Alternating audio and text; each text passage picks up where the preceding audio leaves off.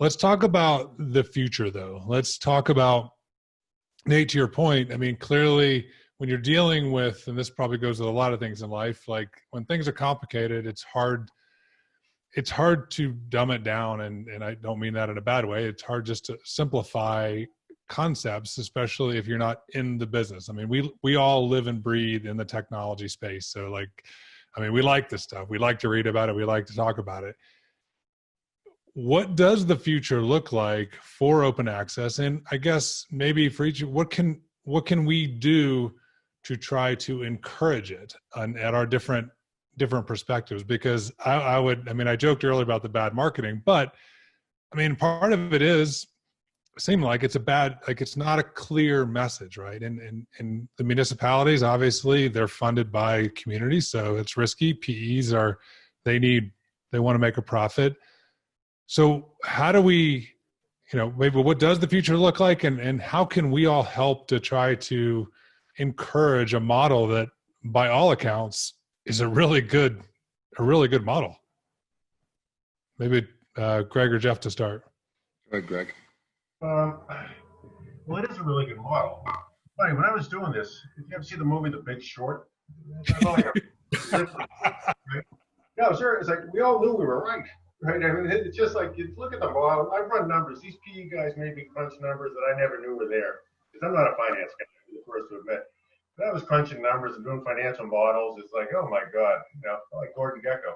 But it was like living the movie The Big Short because the numbers just worked like a charm. And one of the risks that I felt when I did this was that you made too much money because take Ammon, like once you build it. And now you're the fiber guy for everyone, by the way. You're the 5G fiber guy, you're the enterprise fiber guy, you're the local government fiber guy. You're the fiber guy because you're the one, you were smart and you deployed a ton of fiber to every possible location, right? So, what the future is going to be like, this industry moves slow, right? Because it is infrastructure, as Jeff alluded to. You pull the trigger, let's go do it. 5 years goes by, right? And the way these towns, they drive me crazy and they're wasting their money and time. They do a survey, that's a year. Some of these towns around here, Jeff knows them, they have to get a vote to spend $20K to do a survey, right? That takes a year. So but to that point, how do you speed that up? Because the future, like, I mean, if it takes 5 years to do something, that's a long time. And what I found after every time someone said no or you're an idiot, I kept a list. And they became challenges. I'm going to overcome these challenges, right? You call me an idiot. So anyway, I did have a list. I had 10. And then I came up with the first one, and I didn't want to remember them, so I called it Challenge Zero. And I can show you my slides. So Challenge Zero was the community, right? As you alluded to, it was like, and I've talked to some smart people just in my town at kids' games or in town, whatever. No one knows they have a broadband problem. So how are they going to and then you say, well, the town's going to do it. And people say, whoa, the town? The local government? No way. They can't even fill the potholes. I don't want them to be the ISP. So there's a lot of the community just doesn't get it. They don't understand broadband. They don't understand internet. They don't understand the cloud. They just don't understand it. It's not because they're dumb. It's just because they're not techies, right? So the number one thing to get this moving is to get the community. And I'm not talking like grassroots, it's not a political game. It's just, Nate's dying here. He's like, oh my gosh. Yeah, my dog's dying for attention. I thought you were dying about the community comments. Oh, no, Greg, you're absolutely on target. I mean, it takes a long time to pull a community together and to pull the interest together, because you're right. I talked to to people in multiple communities, and they really don't know that they have you don't know you have a broadband problem until you've been sensitized to it. But then it takes time to bring that community together and then to build enough political will to be able to drive a project forward and raise that capital. And then once it happens, then you can't build it fast enough. Yeah. It's the hurry up and wait. Right. There's a lot of pushback with private equity, by the way. Private equity has baggage too. So people they look at what I found around New England and some of the smaller communities. There was a negative feeling about out of state investors because it is community infrastructure, right? It's critical community infrastructure. So it's like, wow, the other big thing was you're going to sell it to Comcast. So private equity is not, the answer because they have challenges too, right? Because it is a tough game. I gets back to the community education and the incumbents. If the incumbents, sadly enough, if they don't want to play ball, they have the power to not make this happen. They also had the power to knock Brian off of the Zoom call. So they saw we were talking about this stuff, and they're like, bam, he's out. They just knocked him right off. He's trying anyone to who lights the fiber can monitor every packet. I know, right? He's talking to service providers. So, Jeff, what do you think? So two things. One, if states or the federal government wanted to solve the broadband problem, all they would have to do, they wouldn't even have to give grant money. If they would just give low interest loans to real estate developers, but the real estate's fiber. So if they make low interest loans available to developers, project developers like Greg. So if I could give the money to Greg to develop all of North Boston, he would have that done over the next 7 years. So, the states really could, just by providing loans, not grants, but just low interest loans, they could fix this problem.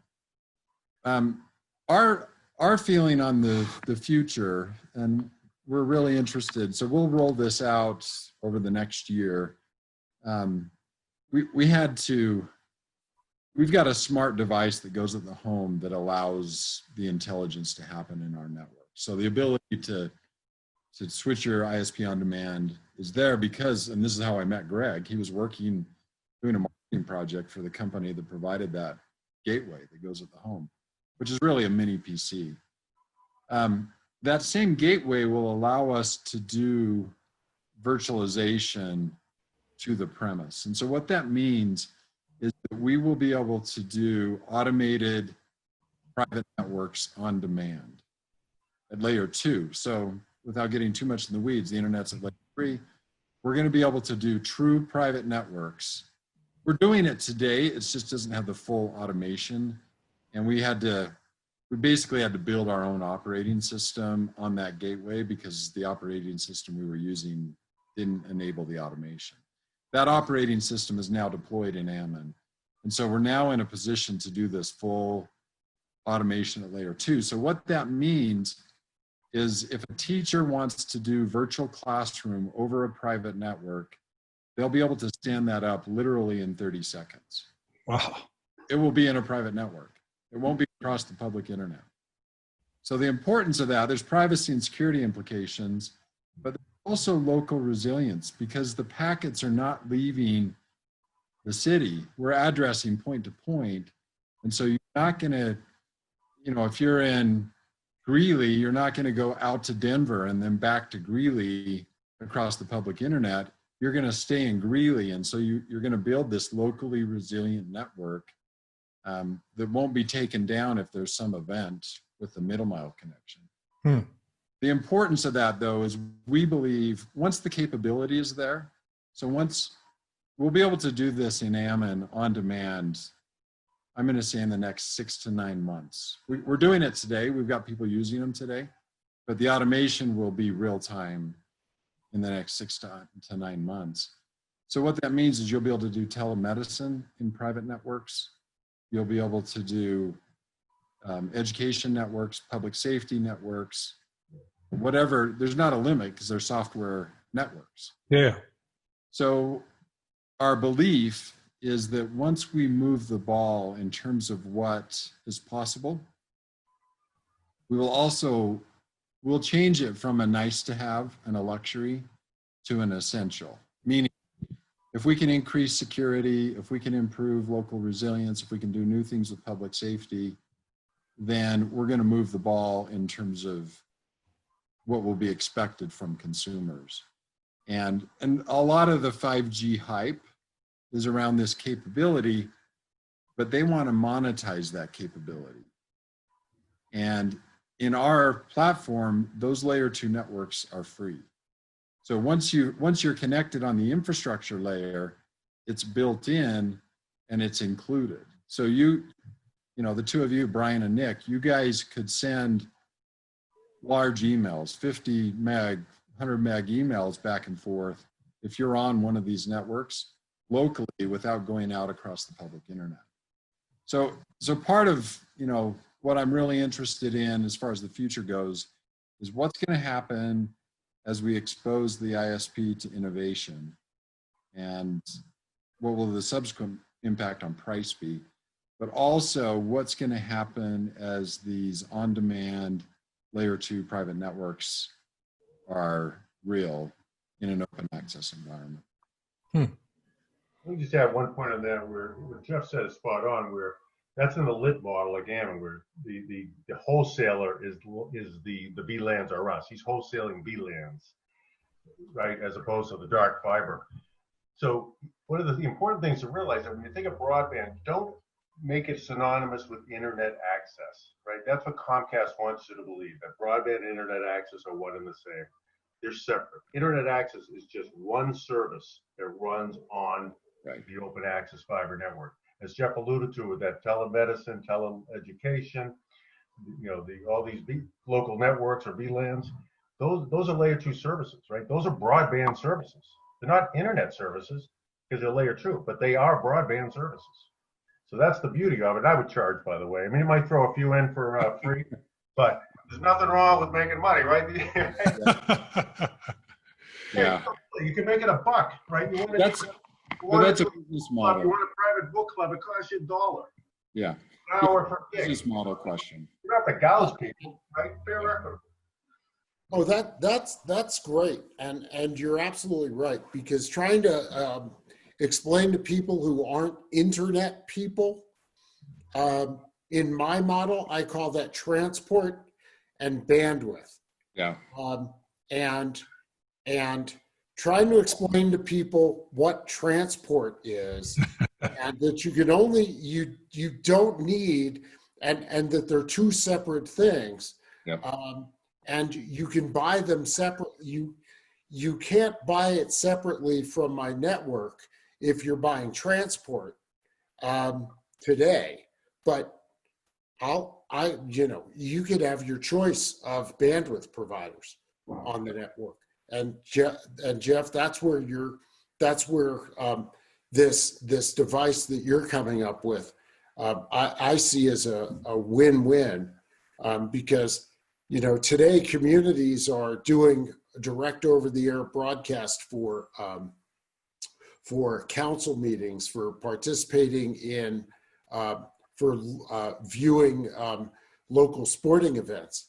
If you can do point to point, that's just an extraordinary, that takes this commodity, that takes this open access infrastructure that we're talking about, and it opens it up for the whole community. So it creates this another community online that's not restricted to some platform that you're sharing texts and videos just because the name of your community is on that platform. And think of this, what Jeff's can do, what his technology can do, where like today, if I want to get to any website, Amazon, whatever, I go from my house through coax, I go down to Boston, and then I interconnect at some carrier hotel, but it's an internet service. So it's me, Comcast, Amazon at layer 3. Where with Jeff, there's no reason that Amazon or any web company, I couldn't serve me at layer 2. And you think of that, it belittles, it weakens the economic strength of the ISP.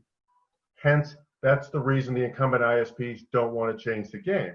Because if the internet is just one of your VLANs, right? You have a direct connection with Amazon, you have a direct connection with Apple, direct connection with Google, a direct meaning layer 2, and you have a direct connection to Comcast internet, that value of that Comcast internet pipe is a heck of a lot less than it was when everything was going through that pipe. That's economic disruption, right? That's disruptive innovation, right? Yeah, I mean, it's really interesting what's happening right now. You know, we're so focused on obviously trying to get more access to more people, and where Jeff, you know, is going is obviously creating even more and more value. And I think what's happening right now is, you know, we've had these individual kind of siloed pillars trying to solve these problems, right? You've had folks that care about internet access, you have people that care about telehealth, you have people that care about education, and those are all been somewhat separate fronts. And I think what's exciting right now that, you know, don't waste a good crisis, as some folks would say. And with the pandemic, we're now having tons of challenges happening with obviously education, right? And we're getting so many calls from schools needing help, calling our company, calling employees, you know, that are just connected to these various communities. And if I feel like when we've looked at this problem, we always talk about the cost of putting the fiber in. And if you really think about it, the cost for putting the fiber in actually goes down tremendously when we start to solve all of these problems together. So we work with a group called Prime Health, which is an organization focused on telehealth innovation. And it, you know, there's amazing innovation happening in telehealth, but it all falls on its face, of course, if you don't have a connection. But what we've seen just in at least Colorado is that we've been able to keep, you know, the rate of folks being in hospitals associated with COVID. We've been able to deal with that so well because the state rolled out connectivity options, right, for telehealth. So folks that, you know, would normally go in didn't have to, but they still got the care. So right in the metro. And then so that obviously helped us deal with this. So if we can all come together, you know, I think there's the future is quite bright in a lot of ways. There's not only new technology options for connectivity, but you're having a force come together. And if the force can come together, come on, we decided to go build highways. Highways were a hell of a lot more expensive than building conduit, right? In these communities, I really think we're getting close to solving this problem, and we need more federal funding, state funding. We need more private funding, right? And I think you're going to see, and the whole reason we do the Beer and Broadband series is bringing these ideas together, because there's not a one size fits all, right? I think open access is super cool. And why we wanted to have the diverse group today is because we're actually solving it from two different areas, right? Nate's solving it from a very specific point of view, first making sure we can even get the access to these rural communities.